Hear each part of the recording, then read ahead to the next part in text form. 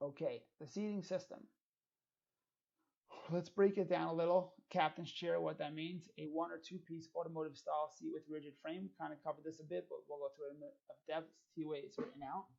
Cushioning material is in both seat and back sections covered in cloth, vinyl equal as upholstery, and designed to serve as a complete seating support and cushion system for the user, meaning this is what the patient will sit on. This is their seat cushion.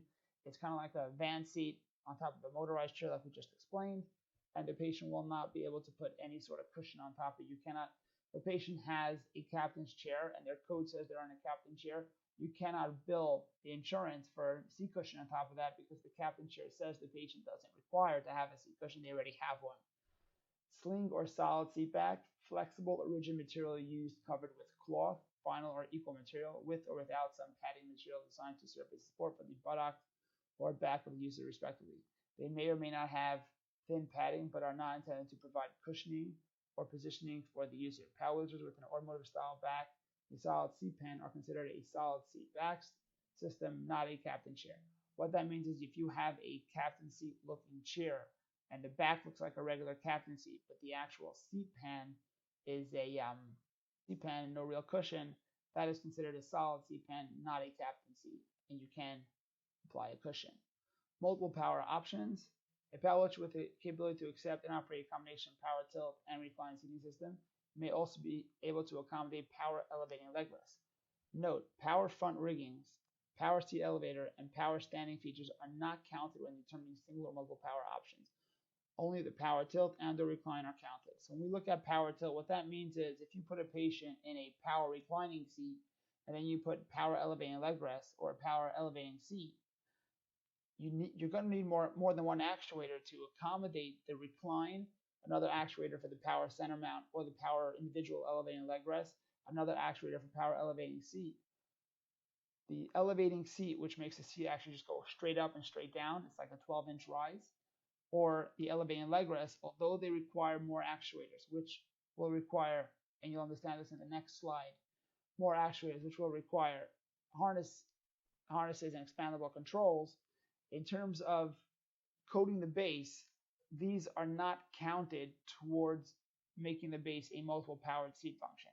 So if you have, again, a power tilt only, or a power recline only, with power elevating leg rest or a power elevating seat, or all three, you can have power recline, power elevating seat, and power elevating leg rest. This will not be considered by Medicare a multiple power seating system because they only count the tilt or the recline for single power or multiple power seat functions. Coding the complex rehab base. So let's put what we've learned together. Putting the three factors all together to correctly code a complex rehab power wheelchair. So we have the three factors. One is the weight, the patient diagnosis, the patient weight, and the seating. So we're going to put together what we call here a bit of a cheat sheet.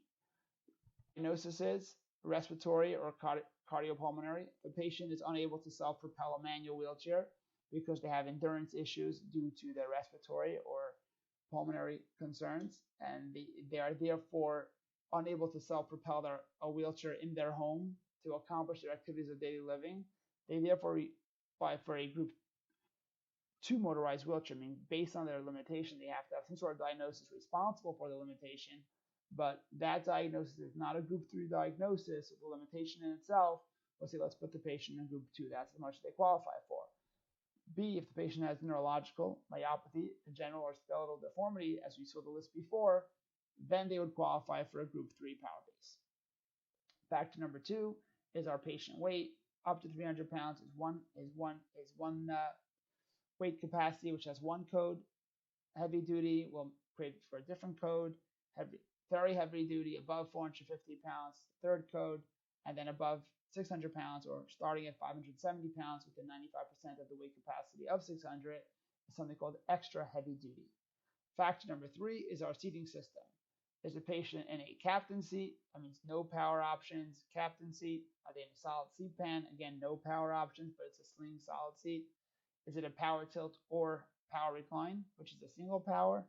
Or is it a power tilt and power recline, which is a multiple power? So let's get an example over here. We have a patient with COPD. So what group will they be in?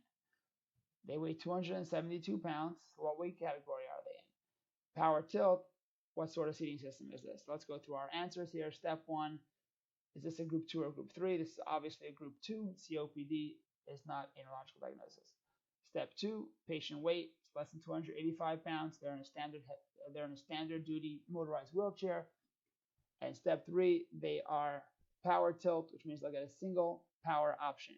Their code is going to be K0835, which is group 2 standard power wheelchair, up to 300 pounds, single power option, solid seat back. So this is, we're looking at codes. K0835 will be this patient's code because it's a group 2 chair. It's below 300 pounds and it's got one power option. For a little coding, your K0835 until K0848 is your group 2 power bases with motorized seating on top. That's where your complex rehab, your base code for a complex rehab motorized wheelchair, if it's complex rehab, what that means is it's a group 2 and it has powered seating on it. At that point, it becomes complex rehab or any group 3 chair. So your lowest complex rehab power code is going to be a K0835. That's your bottom code. K0822 or K0823, that's just a group 2 captain seat. That's not complex rehab. In terms of complex rehab, which means there's a seating system, K0835 is going to be your lowest code number. Example number 2, we have a patient with MS. They weigh 145 pounds and they only want power tilt. So again, we're going to have MS is going to be group 3. The weight is going to be regular standard duty, and power tilt means single power option. Their code is going to start at group 3, so they're a K0856, which is a great group 3 standard power wheelchair, up to 300 pounds, and a single powered option. So if this was a power tilt or if it's a power recline, it would be the same, K0856, because it's a single powered option. Example number 3, patient has post-polio, weighs 303 pounds, and wants power recline. Again, the diagnosis is this will be a group 3 diagnosis. The weight puts them in heavy duty, and the power recline is only a single option. So our answer is going to be a K0858. K0856, you can see here, is your group 3, what we had before, up to 300 pounds. Now that we're above that, we're K0858, group 3, heavy duty, power option, solid seat back. We're just a second year K0857. They actually do have a single power option with a captain chair. I've never seen it, but the code does exist. From a 4, patient has ALS, weighs 240 pounds, and wants a power tilt and recline seating system. So our step 1 says ALS is a group 3. So we already know we're starting above group 3. Step 2, patient weight is within 300 pounds. Step 3, power tilt and recline, multiple power option. This patient is going to get a K0861. It's a group 3 standard power wheelchair, up to 300 pounds, multiple power option, solid seat back.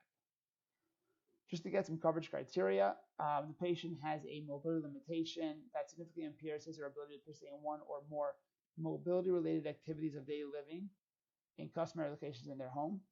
The patient's mobility limitations cannot be sufficiently and safely resolved by use of an appropriate fitted cane or walker.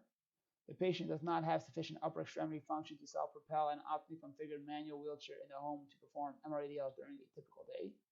The patient's mental capabilities and physical capabilities are sufficient for safe mobility use in PMD in the home.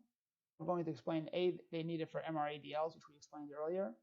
They cannot use a cane or walker. They are unable to use a manual wheelchair throughout the home effectively. Again, we've discussed earlier, being able to physically do something, but it's not in an effective, independent mobility. That's not considered getting around your home for MRADL. So it would eliminate it for that. The patient's mental capabilities and physical abilities are sufficient for safe mobility using a PMD in their home, which means that the patient is able and willing to operate it. The patient's home provides adequate access between rooms, maneuvering space, services for the operation of a PMD that is provided. Use of a PMD will significantly improve the patient's ability to participate in MRADLs, and the patient will use it in their home. The patient has not expressed an unwillingness to use the PMD in their home. So these are things we've discussed really in previous sections. The criteria of the inability to accomplish an ADL in their home. They cannot use any of the less expensive equipment. I do want to include here that also unable to use a scooter. Just include it here. For power wheelchair, we need to explain why the patient cannot use a scooter, a POV in their home. So this is really Power wheelchairs, we should be eliminating a scooter as well. The patient has the mental ability, and then just here, MRADLs include toileting, feeding, dressing, grooming, and bathing. Again, just to regroup and recap again and again and again, just have that sort of focus. Everything comes down to MRADLs in the home, mobility-related activities of daily living in their home. Can they accomplish them? Do they require some sort of assistance to get around for their ADLs? Can less expensive equipment work for them? Why can't the less expensive equipment work for them? What happened when trialed? If those things don't work, let's move on to a motorized wheelchair and explain that this will help. The patient is able to use it and the patient is willing to use it. Thank you.